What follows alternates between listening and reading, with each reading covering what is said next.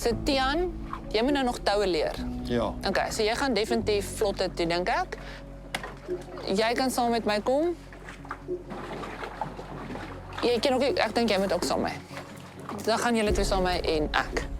Is dit reg? Ja, goed. Nee, Stem saam.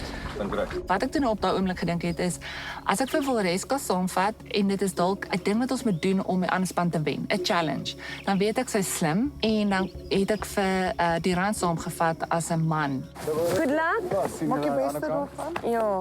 Maar ook as dit dan nou daar kom en dit is nie 'n challenge, iemand moet dalk huis toe gaan, dan het ek ook hulle twee. Ek het in daai oomblik geweet ek kom nie terug nie. Ons kan nie lanceer met 4 mense nie. Ons kan planke dra. Enige iemand kan. Planke brand, ons kan planke dra, pale dra na die stasie toe.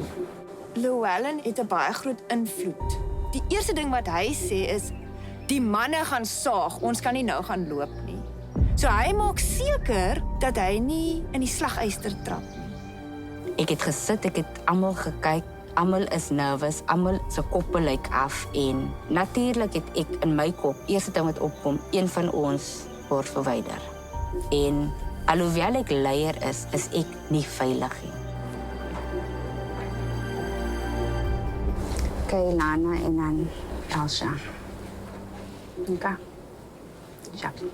Ek het vir Elsha gekies omdat ek wou gehad dat die werk moet aangaan. Sterkte julle. Ilona, jy moet net op warmer aantrek. Ja. So toe die brief kom, het ek dadelik eintlik gedink sy gaan my naam noem, omdat ek die kortste in die span is. Geniet dit, julle. Wees positief.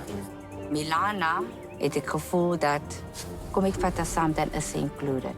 Maar Milana se hele body language, alles is af. Ek het nou net geswem en ek was yskoud en papnat.